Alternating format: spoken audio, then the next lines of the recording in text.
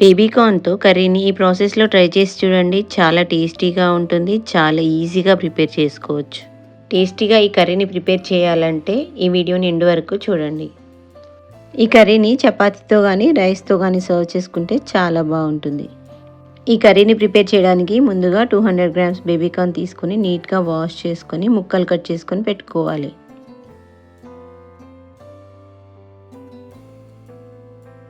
ఇలా కట్ చేసుకున్న బేబీ కార్న్ని వాటర్లో వేసి ఒక 5 నిమిషాలు ఉడకబెట్టుకోవాలి. దీంట్లో కొద్దిగా సాల్ట్ కూడా వేసుకొని ఉడకబెట్టుకోవాలి.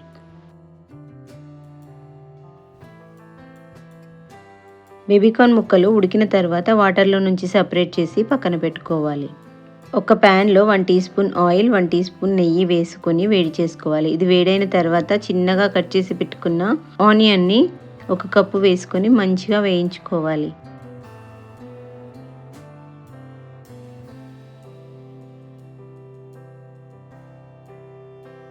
ఆనియన్ మంచిగా వేగిన తర్వాత దీంట్లో 1/2 కప్పు క్యాప్సికమ్ ముక్కలు కూడా వేసుకొని వేయించుకోవాలి. ఇవి ఆప్షనల్, ఇష్టం ఉంటే వేసుకోవచ్చు, లేకపోతే లేదు.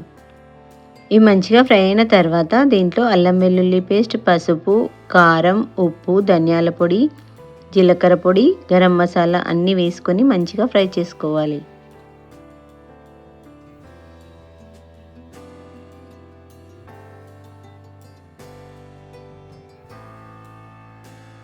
ఇదంతా మంచిగా ఫ్రై అయిన తర్వాత 1 కప్పు టొమాటో పేస్ట్ని వేసుకొని వేయించుకోవాలి. టమాటా పచ్చివాసన పోయే వరకు మంచిగా వేయించుకోవాలి.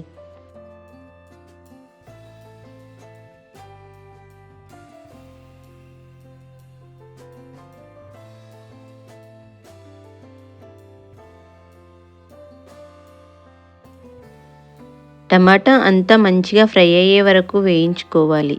ఇది ఆయిల్ కొద్దిగా సపరేట్ అయ్యి టమాటా అంతా ఫ్రై అయిన తర్వాత ముందుగా ఉడకబెట్టుకున్న బేబీ కార్న్ ముక్కలను వేసుకోవాలి.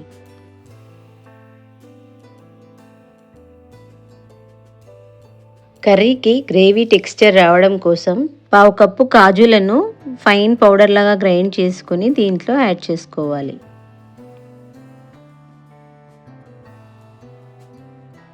ఇదంతా 1 మినిట్ ఫ్రై చేసుకొని దీంట్లో 1 కప్పు వాటర్ పోసుకొని 5 మినిట్స్ ఉడకబెట్టుకోవాలి.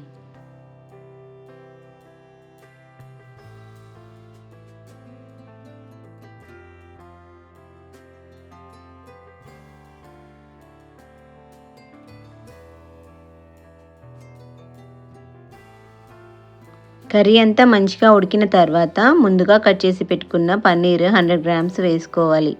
దీంట్లో కొత్తిమీర, 1 టేబుల్ స్పూన్ పెరుగు మీగడ కానీ క్రీమ్ కానీ వేసుకొని బాగా కలుపుకోవాలి. టేస్ట్ చూసుకొని సాల్ట్ సరిపోకపోతే ఇంకొద్దిగా వేసుకోవచ్చు. ఈ కర్రీని అంతా ఒక 2 నిమిషాలు ఉడకబెట్టుకొని స్టవ్ ఆఫ్ చేసుకోవాలి. ఈ కర్రీని చపాతీతో సర్వ్ చేసుకుంటే చాలా టేస్టీగా ఉంటుంది. రైస్తో కూడా చాలా బాగుంటుంది. ఈ రెసిపీ కనుక మీకు నచ్చినట్టయితే ఈ వీడియోకి ఒక లైక్ చేయండి. మీరు కూడా ట్రై చేసి ఎలా ఉందో కామెంట్స్లో చెప్పండి. నా ఛానల్ని సబ్స్క్రైబ్ చేసుకొని వాళ్ళు సబ్స్క్రైబ్ చేసుకోండి.